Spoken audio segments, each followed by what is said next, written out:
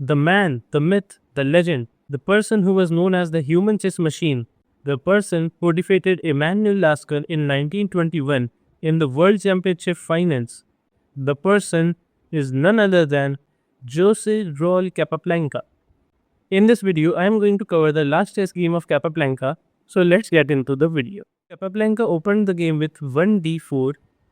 Although Capablanca is known as one of the simplest players, and he used to say that opening doesn't matter a lot, but you need to have a bit of their knowledge. d4, opponent responds with d5.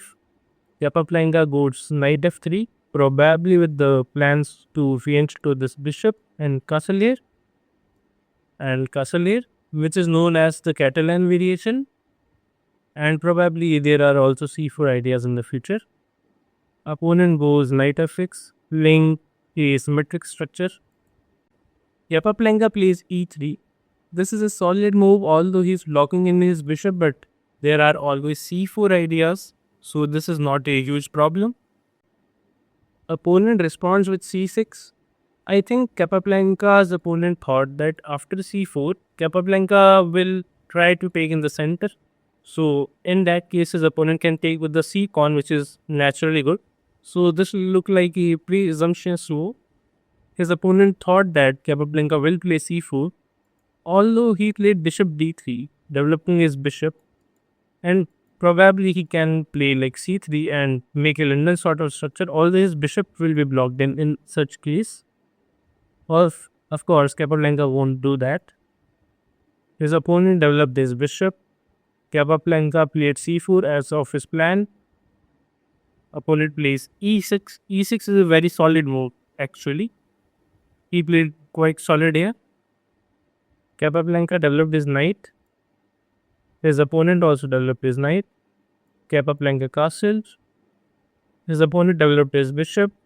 Capablanca developed his queen to c2, protecting the c4 pawn in any case, although he won't take with the queen first of all. And he's getting out of the pin on his f3 knight. This is a good move, and in the future he may play h3. Bishop h5. So this is a very nice game, because his opponent knew that at the next point Capablanca is going to play h3 anyway. So he played bishop h5, so that if Capablanca plays h3 now, Capablanca won't get the tempo. So that's quite clever of his opponent. Capablanca played b3. Probably the reasoning is if at any point his opponent takes, he would probably take with the pawn back and his structure will be intact.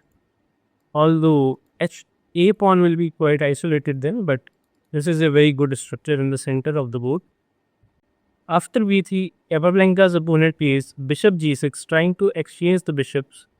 Capablanca does not initiate the trade and develops his dark squared bishop, and in the future Capablanca will try to open his bishop up by playing some sort of e5. He cannot play this at the moment, but in the future his try will be like that. His opponent took, Capablanca took back with the queen. His opponent castled. Capablanca developed his rook to e1, and this is quite surprising as he developed the a1 rook to e1, and now he will try to push in the center and take a break, which will be very bad for black probably.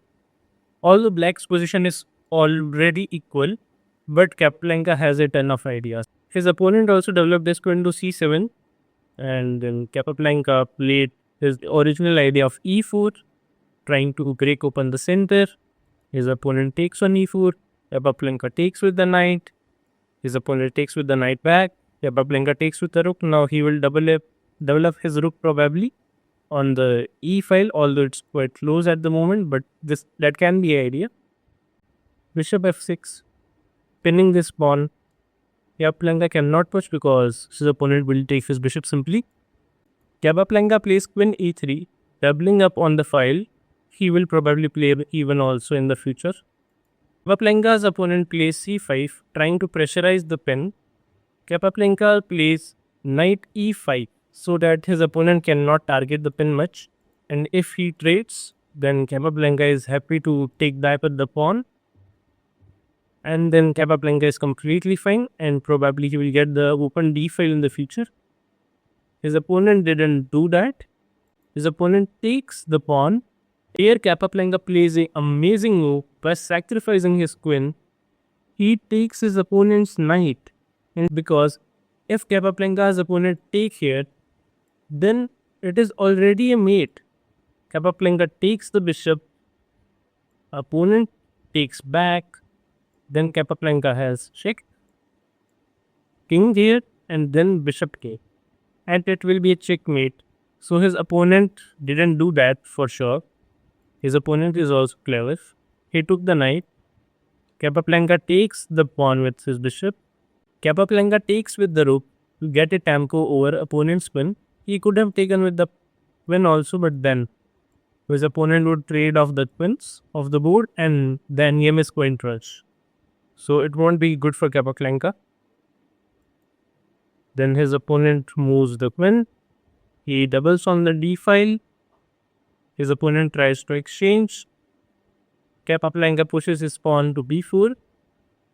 And if you have realized, then this is the first inaccuracy of Capablanca's game. Like, he hasn't even made a inaccuracy till yet. Capablanca plays b4, probably trying to expand on the queen side. His opponent takes the rook. He takes back with the queen.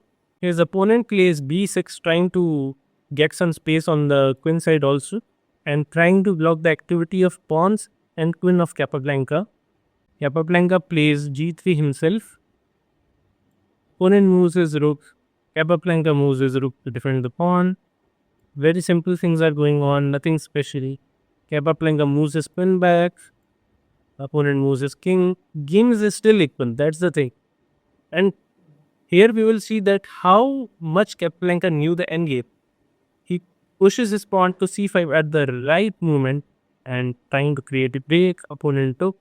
He didn't take with the queen. This board shows his brilliance, like queen e4. Any ordinary human being would take here. Like queen takes. And the endgame look good, right? Endgame doesn't look too bad. He will take with the queen and we will probably take with the rook. Not doubling, not isolating our pawns. We can also take with the pawn. Then we can play this endgame for a win. There are good chances that white can convert this up. But Capablanca plays queen e4 because he knows that this pawn is anyway pinned and he will get it when he works. His opponent develops his rook. Capablanca takes the pawn. Opponent plays g6, trying to follow up idea of Capablanca and maintain symmetry. But this is not a good move, reasoning the dash squares on the king side are quite weak now. And opponent doesn't have any piece that can maintain those squares like the dash square bishop, and queen is on the queen side and it is very difficult for it to go on the king side to control those squares. Capablanca plays c6, pushes pawn. Opponent plays a good move. Capablanca plays a4, trying to create pressure. His opponent plays rook d6, a huge blunder, because now this rook will get trapped somehow and his opponent will lose the rook and Capablanca will be completely winning. Capablanca utilizes the pin with queen e5 check. After Capablanca sacrifices queen once again with a check, his opponent has to take the queen, and now Capablanca can simply push the pawn. There is no way that his opponent can block the queen. Even if he try to maintain the game, Capablanca will get a queen, and here with the extra rook, Capablanca will utilize the position quite easily. And here his opponent resigns, and this was the last and final game of the brilliant Capablanca.